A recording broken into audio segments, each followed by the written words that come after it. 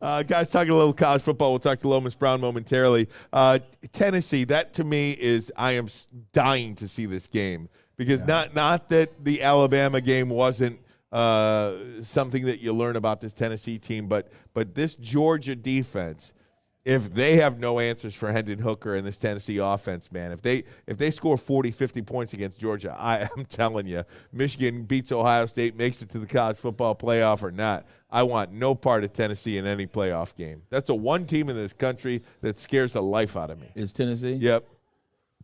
The team that scares me is still Georgia. I think it's still Georgia. Tennessee, I haven't seen too much on defense in terms of guys in which you pick. These guys are going to be your top 10. These guys are going to be in the top 15 in the draft in 2023. I haven't heard about that player that's dominating the SEC. It's more of a collective, and it's more so on the offensive side of the ball, whether it's Jalen Hyatt, the phenomenal wide receiver that had 5 touchdowns against Alabama, whether it's Hendon Hooker, whether it's the tight end. Like, it's the offensive side. It doesn't necessarily scare me, especially considering how good our defense has progressing week after week. But that thing about Georgia, man, Georgia's defense is still tops in the country after losing. I mean, they lost Nakobe Dean, they lost Trayvon Walker, they lost Jordan Davis, Lewis Seen, the safety who's now with the Minnesota Vikings, was out for the year. They lost so many people on that thing and still replenishing. They're still punishing teams in the SEC. And then also on offense, you still have Stetson Bennett IV. Stetson Bennett IV is gets no credit whatsoever. He gets no credit. He's stepped up from what they asked him to do last year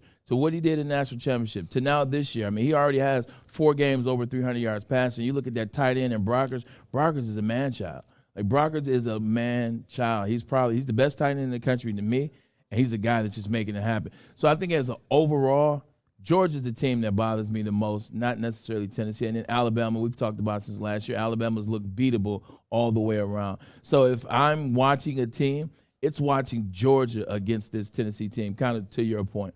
But I will say this, Michigan shouldn't fear anybody. They should just worry about playing Ohio State. You beat Ohio State and let the rest figure itself out. Without question, no doubt about it. But, when you bring up the quarterback at Georgia, Stetson Bennett, kind of reminds you a little bit of a Cade McNamara, right? All the guy does is win, but gets no credit whatsoever. I mean, he's not involved in any Heisman talk. He's not involved in He was early in the year. Early in the year, before kind of Hendon exploded, and then before Blake Corum really kind of exploded. And then they started making it about the 3 quarterbacks, and then Blake Corum. He was up there. Stetson Bennett IV got a lot of love because he's doing it different than he did last year. He's got 4 games over 300 yards passing. He's also doing it with his legs. I think the big thing that Michigan either didn't know or forgot about going into the Orange Bowl last year is the fact that Stetson Bennett IV was the #1 player in the state as it related to dual sport. He was baseball and he was football, and he was one of the best athletes. I think he actually won Mr. Georgia. I think he went in terms of just a complete athlete. He can run. He's quirky with it. Stetson Bennett IV has gotten a lot of credit this year, but it's still under the radar because, once again, like you said, he's not a 5-star quarterback who everybody wants to see win the Heisman. I do think Clemson is going to lose at Notre Dame.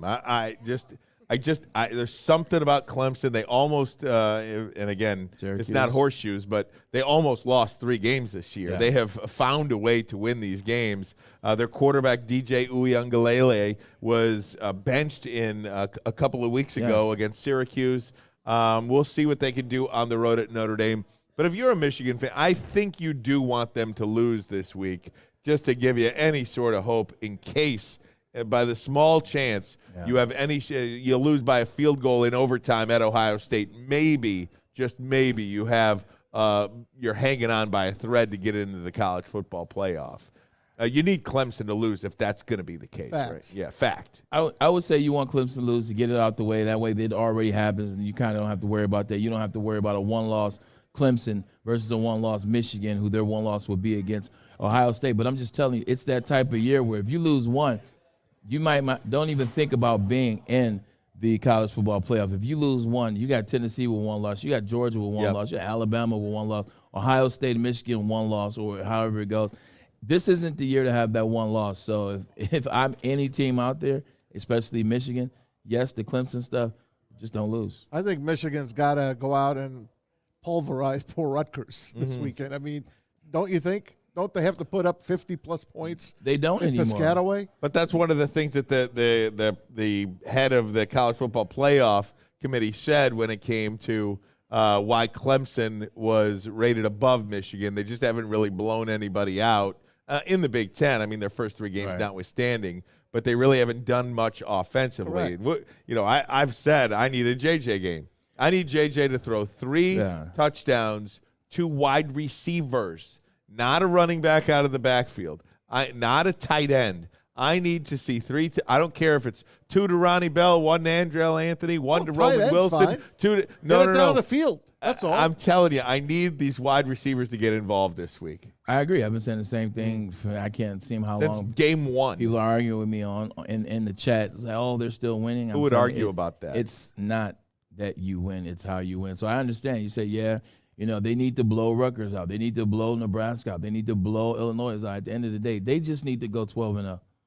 Like, they need to go 12-0. All the style points and stuff. This isn't the year to sneak in with 1 loss and worry about style points. Style points and 1 loss are not going to get you in at Michigan in the dance this year. It is what it is. You're not getting in because they're looking at the best teams in the country. And if you want to be honest, the 3 best teams in the country right now are all in the SEC. You can maybe throw Ohio State in there. You can argue a team for them. The 3 best teams in the country are all in the SEC. It's Alabama, it's Georgia, it's Tennessee. What do we make of this Alabama LSU game? That to me at Death Valley. It's a sneaky game. I mean, it's a sneaky game. That's Nick a Brian Saban, Kelly game. Brian Kelly. It's a sneaky game from this standpoint. One, LSU has players. Now, LSU having players is never what's talked about. They always have players. They finish number 1 in the draft or number 2 in the draft every year behind Alabama or in front of Alabama. It doesn't matter what their record is. It doesn't matter if they have 4 losses, 3 losses, who the coach is. They're going to be number 1 in draft picks or they're going to be number 2. But the difference is this year, they got a quarterback in Jaden Daniels that's playing out of his mind right now. 11 touchdowns in the last 2 games that he's accounted for. 11 touchdowns. He beat Jackson Dart and Ole Miss, who everybody thought was supposed to be the school. He beat Florida and Anthony Richardson, who people are now starting to get on the Anthony Richardson bandwagon. He's beat those dudes head up. LSU is no longer an inferior-minded because you got Brian Kelly. Brian Kelly doesn't bring that inferior-minded coaching when you're going against Nick Saban. Brian Kelly believes he's the best coach to ever do it, so that mindset has shifted in LSU. This could be a dangerous game for Bama and Nick Saban. LSU is getting 13.5. Yeah. You want absolute chaos? At home. You ready? You want absolute chaos? How about LSU wins the SEC championship? What do you do at that point with 2 losses? Because if they beat Alabama this week, win the beat Georgia or Tennessee in the SEC championship game, you could have total chaos. Now, go Brian Kelly.